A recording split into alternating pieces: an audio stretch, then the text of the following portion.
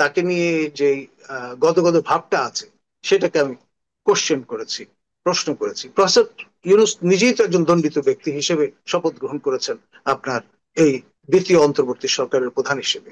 আমাকে একটা case study হিসেবে ধরে মেলাইন করার চেষ্টা থেকে বাকি সবাইকে সতর্ক করার একটা প্রক্রিয়া এটি, এতে কোনো সন্দেহ নেই।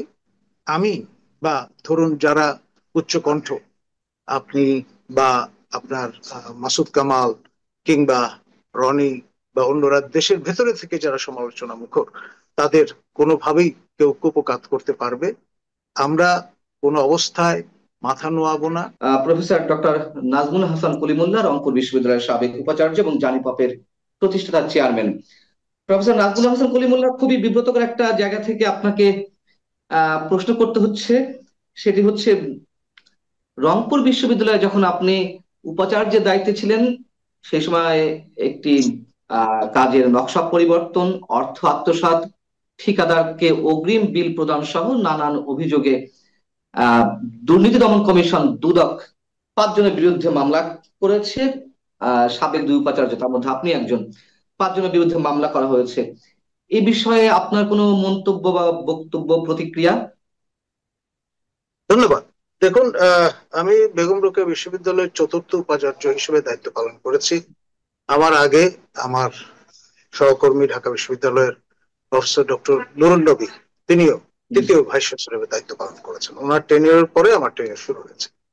আমি সেখানে দায়িত্ব গ্রহণের পরে খেয়াল করলাম যে আপনার ওই একটি হল এবং একটি ইনস্টিটিউটের ভবন নির্মাণের কাজ শুরু হয়েছে এবং প্লিন্থ লেভেল পর্যন্ত সেটি সম্পন্ন হয়েছে, অর্থাৎ আপনার বেসমেন্টটা তৈরি হয়ে গেছে।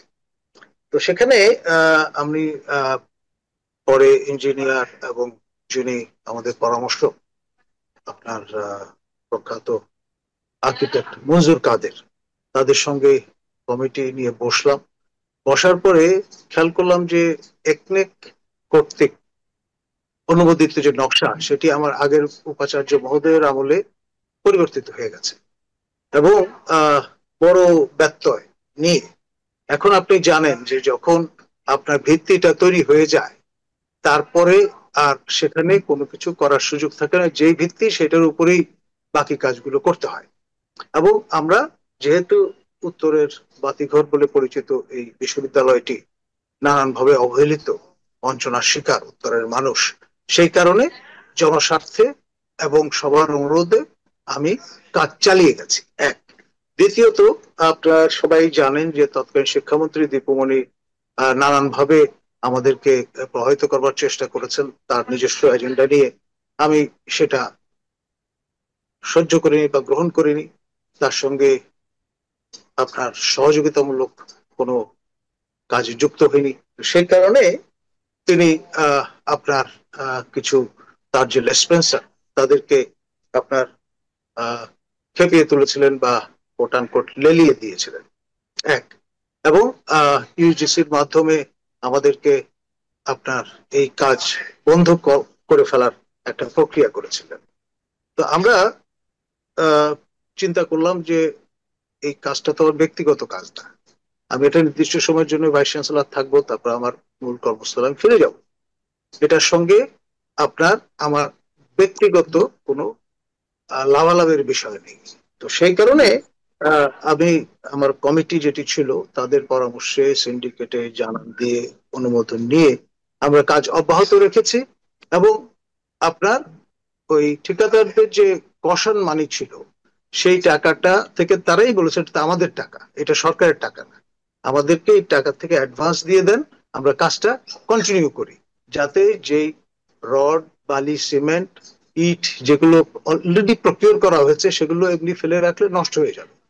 তো সেই জন্য আমার কাছে মনে হয়েছে আপনার প্রতিষ্ঠানের আপনার সর্বোচ্চ কর্তৃপক্ষ হিসেবে আপনার এই কাজটি চালু রাখার জন্য সেই অর্থ খরচ করার অনুমোদন দিয়েছি এবং তারা সেটা করেছে।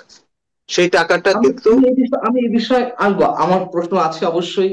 আম, আহ, বিভিন্ন অভিযোগ থাকতেই পারে, অভিযোগ থাকলে যে সত্যতা চলে আসবে এমন কোনো কথা নয়, আবার সত্যতাও থাকতে পারে। সেগুলো অবশ্যই আইনি প্রসিডিউর বিষয়, কিন্তু একটি প্রশ্ন এর মধ্যে জনমনে প্রশ্ন উঠেছে আপনার এই নিউজটি গণমাধ্যমে আসার সঙ্গে সঙ্গে, যে 4 বছর, প্রায় 4 বছর তো বা 3 বছর আগের বিষয়, ইউজিসিও তদন্ত করেছিল, কিন্তু হঠাৎ করে এই মুহূর্তে এসে এই মামলাটি মাথাচাড়া দেওয়ার কারণটা কি? এটার একটা রাজনীতি আছে। দেখুন, আমি সম্প্রতি টিউলিপ সিদ্দিকীর যে মামলাটা আপনার ব্রিটেনের সংশ্লিষ্ট কর্তৃপক্ষ তাকে দায় মুক্তি দিয়েছে, এবং আপনার আমাদের এখান থেকে সম্মানীয় দুদকের চেয়ারম্যান এবং বাংলাদেশ ব্যাংকের গভর্নর মহোদয় তারা প্রফেসর ইউনূসের এন্টোরাজে ছিলেন, এবং তাদের যে চেষ্টাটা ইমপ্রেস আপন করা ব্রিটিশ গভর্নমেন্টকে, সেটাতে তারা ফেল করেছেন, তাদের শূন্য জি। হাতে ফিরতে হচ্ছে। এই বিষয়গুলো নিয়ে আমি সমালোচনা করেছিলাম এবং উচ্চ কণ্ঠ ছিলাম যে ব্রিটেনের যে সভারেটি সেই জায়গাটা ইনফ্রিঞ্জমেন্ট হচ্ছে এবং ইন্ট্রুশন হচ্ছে। এই বিষয়গুলোতে আমাদের সতর্ক থাকা উচিত। ব্রিটেন হচ্ছে গণতন্ত্রের সূতিকাগার, কমনওয়েলথের হেড, সেখানে বসবাস করেন, এবং আমরা কমনওয়েলথভুক্ত দেশ, এবং আমাদের প্রায় 200 বছরের একটা লিগেসি আছে। সুতরাং আমরা রাতারাতি কনফ্রন্টেশনাল একটা জায়গায় যেতে পারি না। জাতীয় স্বার্থে কিন্তু কথাগুলো বলেছি আমি, এক।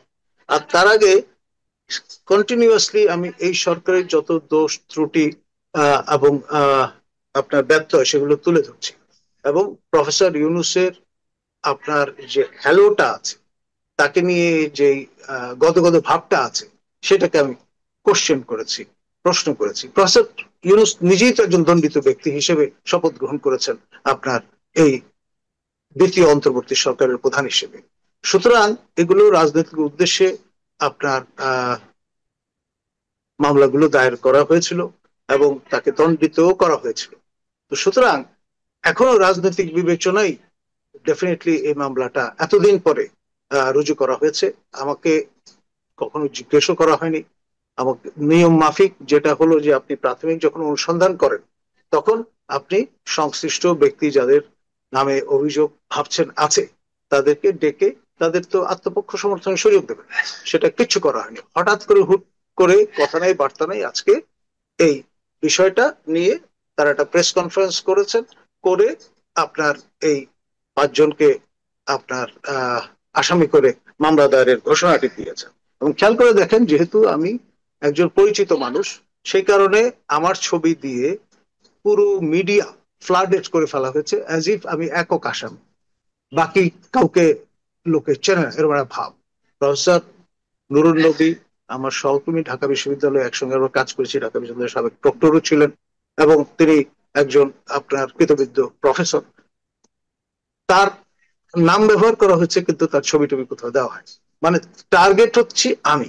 এখন উদ্দেশ্য হচ্ছে আমার কণ্ঠরোধ করা, আমাকে মেলাইন করা, সামাজিকভাবে স্টিগমাটাইজ করা, এবং ট্রেডিশনাল যে কায়দাটা আছে যে একজনকে যদি স্টিগমাটাইজ করা যায় তার সঙ্গে লোকজন মেলামেশা করবে না এবং তার বক্তব্য 2বার চিন্তা করে গ্রহণ করবে ইত্যাদি, খুব দুরভিসন্ধিমূলক বিষয়টা। এবং এর পেছনে আমি বলবো প্রফেসর ইউনূস এবং খলিল রহমান যিনি নিরাপত্তা উপদেষ্টা, দুজনেই যুক্ত, এবং তাদের যোগ সাজসে এই কাণ্ডটি হয়েছে, দুদকের মাথার উপর দিয়ে গেছে।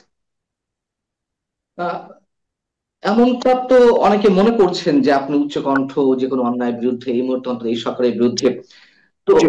যদি তাই হয়ে থাকে, মামলা মোকদ্দমা দিয়ে কণ্ঠরোধ করার চেষ্টায় এটি কি কখনো সফল হয়েছে, বা এই বিষয়গুলো বুমেরাং হয়ে ওঠে কিনা সরকারের জন্য? যেমন দেখুন, আপনি তো আওয়ামী লীগ সরকারের বিরুদ্ধে, আমি তো আওয়ামী বলবো, লীগ সরকারের বিরুদ্ধে শেষ পর্যায়ে আপনি উচ্চকণ্ঠ ছিলেন বিভিন্ন অনিয়ম দুর্নীতি কিংবা এখনো তাদের এখনো যে। আছি এবং বরাবর করবো। এবং নিজে আমি আমাদের তৎকালীন রেজিস্ট্রার কর্নেল আবু হেনা মোস্তফা কামাল, অবসরপ্রাপ্ত, তাকে সহ ঢাকা রিপোর্টার্স ইউনিটিতে প্রকাশ্যে দীপুমনির ইন্টিগ্রিটি চ্যালেঞ্জ করেছি, এবং প্রেস কনফারেন্স করে পুরো বিষয়গুলো বিব্রত করেছি। এবং তার আগে আপনার এই কাজ কন্টিনিউ করার প্রয়োজনে প্রতিটি স্টেক হোল্ডারকে চিঠি দিয়ে জানান দেয়া হয়েছে যে আমরা এই কাজ করতে যাচ্ছি।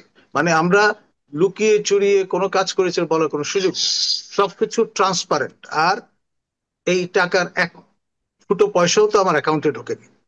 আপনার সেখানে নিয়ম মাফিক যে বৈঠকগুলো করতে হয়েছে, সেটার জন্য আইনত যেই আপনার সিটিং অ্যালাউন্স বরাদ্দ জি। 3-5 হাজার টাকা, সেই ধরনের অর্থ গ্রহণ করা ছাড়া একটা ফুটো পয়সা কিন্তু আমরা কেউই গ্রহণ করিনি। আর ঠিকাদাররা ঠিকাদারদের টাকা নিয়েছেন, তাদের টাকা ব্যবহার করেছেন প্রকল্পের কাজে, এবং সেটা তো অ্যাডজাস্টেড হয়ে যাবে নিয়ম মাফিক, এটা একটা আগাম সমন্বয়ের মতো বিষয়।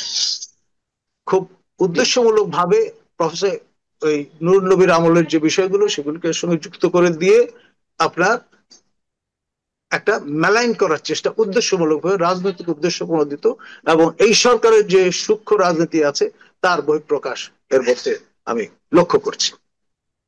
যদি তাই হয় যে আপনি এই সরকারের বিভিন্ন অনিয়ম বা অপকর্মের বিরুদ্ধে কথা বলছেন, তাহলে আহ, অন্য আর যারা বলছে, তাহলে কি আমরা ধরে নেবো যে সবাইকেই এই মামলা মোকদ্দমার এক ধরনের ভয় ভীতির মধ্যে রাখার একটা চেষ্টা করা হচ্ছে বা হবে? ডেফিনেটলি ধরুন আমাকে একটা কেস স্টাডি হিসেবে ধরে মেলাইন করার চেষ্টা থেকে বাকি সবাইকে সতর্ক করার একটা প্রক্রিয়া এটি, এতে কোনো সন্দেহ নেই। এবং আপনার এর আগেও দীপমণির ইঙ্গিতে আমার নামে ডিজিটাল সিকিউরিটি অ্যাক্টের আওতায় মামলা করা হয়েছিল। আমরা কিন্তু মাথা নোয়াইনি, উচ্চকণ্ঠ ছিলাম বরাবর সেই আমলেও, এবং প্রতিবাদী ছিলাম, প্রতিবাদ করেছি এবং আল্লাহর রহমতে সেই মামলা জয়লাভ করেছি। এই বর্তমান মামলাও আমি মনে করি টিকবে না।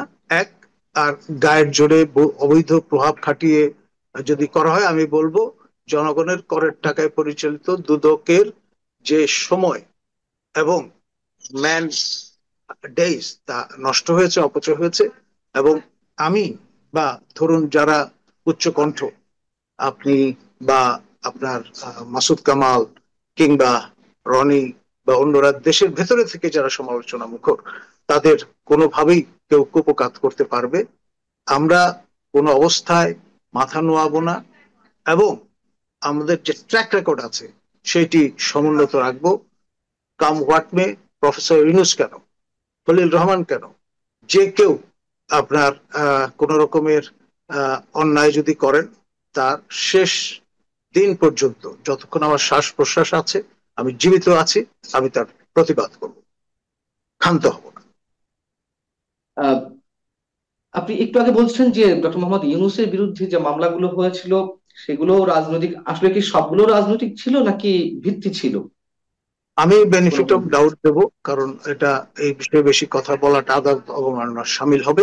কিন্তু তিনি একজন পরিচিত ব্যক্তি হিসেবেই কিন্তু আপনার শপথ গ্রহণ করেছেন প্রধান উপদেষ্টা হিসেবে। পরে এটা নিয়ে আমাদের সিনিয়র সাংবাদিক, আমাদের এ কে এম পাটোয়ারি, তিনি যখন জি। বিষয়টা নিয়ে শো করলেন, ওপেনলি কথা বলা শুরু করলেন, তারপর তড়িঘড়ি করে তার সেই দণ্ড মকুব করা হয়েছে। এই সরকারের গোড়াতেই তো নানান ঝামেলা আছে। আপনার এই যে রেফারেন্স, সেটা নিয়ে প্রশ্ন উঠেছে। তারপরে আইএসপিআর যখন তালিকাটা হাজির করে দিল, যে মাননীয় তৎকালীন প্রধান বিচারপতি এবং মাননীয় বিচারপতি দুজনই তাদের হেফাজতে ছিলেন, তখন কিভাবে গোজামিল দিয়ে আপনার এই রেফারেন্সটা প্রণয়ন করা হয়েছে।